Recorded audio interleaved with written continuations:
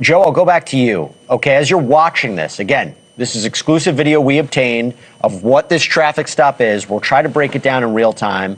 What are you... 70 days. No body, no arrest, no answers. And then, in the dead of night, everything changed. A single strand of hair found inside Nancy Guthrie's home, not by the local sheriff, not by the team that had weeks to find it, by the FBI. And right now, at this very moment, that hair is sitting inside a lab at Quantico, being analyzed by the most advanced forensic DNA technology on the planet. Technology so powerful, it can identify not just a suspect, but their entire family tree from a single rootless strand. If you are just now hearing about the Nancy Guthrie disappearance case, you need to stop everything and watch this video. Because in the last 24 hours, this investigation has shifted in ways that nobody, and I mean nobody, saw coming. Before we go any further, if you care about justice, if you follow true crime cases, if disappearances and missing persons investigations matter to you, hit subscribe right now. We cover every major development in real time. And drop a comment below. Tell me where you are watching from, because this case has followers from all over the world, and I want to know who is in this fight for Nancy with me. Now, let's break this down. 70 days ago, Nancy Guthrie vanished from Tucson, Arizona. Not a slow disappearance, not a gradual fade. One day she was there, the next day she was gone. And from the very beginning, something felt wrong about how this investigation was being handled.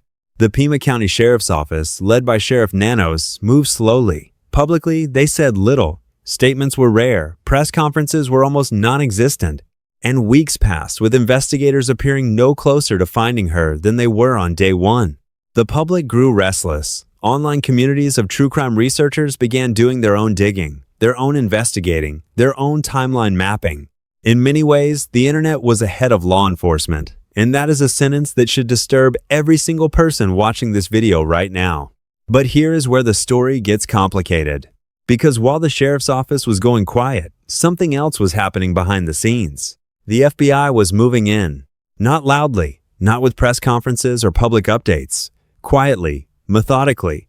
The way federal investigators move when they have a real lead and they do not want to spook anyone.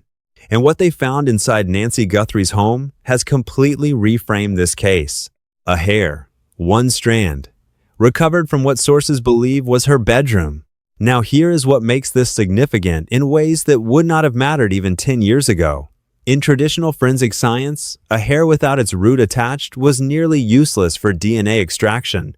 You needed that root. You needed the cellular material. Without it, investigators had almost nothing to work with.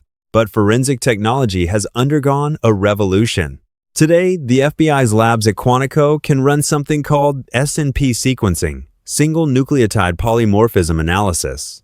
This is the same technology that cracked decades-old cold cases, the same technology that identified the Golden State Killer, the same approach that has pulled answers from evidence that was considered completely unworkable a generation ago. What this means is simple and terrifying for whoever left that hair behind. They cannot hide. Not from this.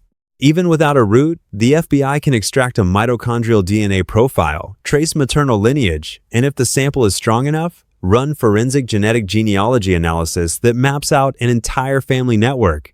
You do not need to already be in a database. Your relatives might be, and that is enough.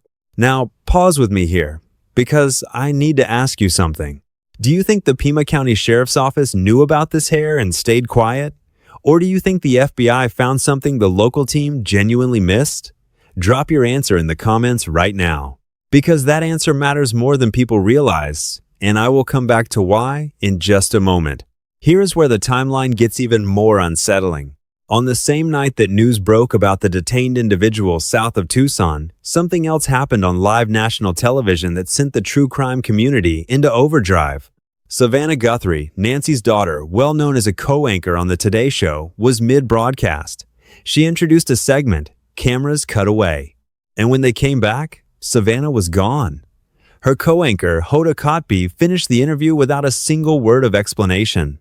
You do not pull a network television anchor off a live broadcast for nothing. These programs are planned down to the second. Every transition, every handoff, Every segment has been rehearsed and scheduled. For Savannah to vanish mid-show, someone at that network made an urgent decision. Someone decided that she needed to know something before it became public, and yet she came back. She returned to the set later in the broadcast. And that single fact, the fact that she came back, tells us something critical. Whatever she was told, it was not that Nancy had been found. Because if her mother had been located, dead or alive, Savannah Guthrie would not have returned to that anchor chair. She would have been on the first flight to Tucson. So what was it? The answer, pieced together by investigative reporters tracking the case, appears to be this. DNA results had come back, and investigators were actively analyzing new information on the same night a man was quietly detained south of Tucson in the exact geographic area where law enforcement had mounted a massive tactical operation weeks earlier. SWAT teams, hostage negotiators, full deployment, and then silence. A dead end. Except now, apparently, it is not a dead end anymore. Let me bring you into the geography of this, because it matters. Tucson, Arizona, Pima County, south of the city in a stretch of terrain that is remote, sparse, and difficult to monitor. The kind of area where, if you wanted to make someone disappear, or make something disappear, the landscape would cooperate with you. This is the second time investigators have zeroed in on this specific corridor south of Tucson. The first time, weeks ago, ended in frustration. A full tactical response, and then nothing. The person of interest was released. The community was left with more questions than answers. But investigators do not return to the same location twice without a reason. Something pulled them back. New information, a new lead. Possibly the DNA results from that single strand of hair pointing in a direction that law enforcement had already been looking at and was now looking at again with entirely different evidence to support it. And this is the moment where I need to talk to you about something that has been quietly building in the background of this case. There is a $1.2 million reward still active. No arrest required, no conviction required. If you have information, if you know something, if you saw something in that area south of Tucson, the number is 1-800-225-5324. Nancy Guthrie has been missing for 70 days. She is someone's mother, someone's family member, someone who was living a full, real life before she was taken from it. Cases like this do not get solved by institutions alone. They get solved by people, by the person who saw something and was not sure it mattered, by the neighbor who noticed something unusual, by the individual carrying information they have not yet decided to share. If that is you, this is the moment.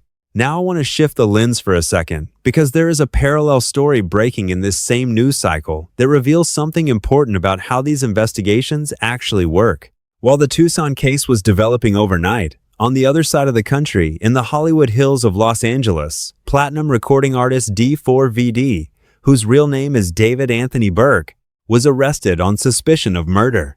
Heavily armed LAPD officers, a megaphone ordering surrender from outside the residence, a cooperative arrest, and then handcuffs.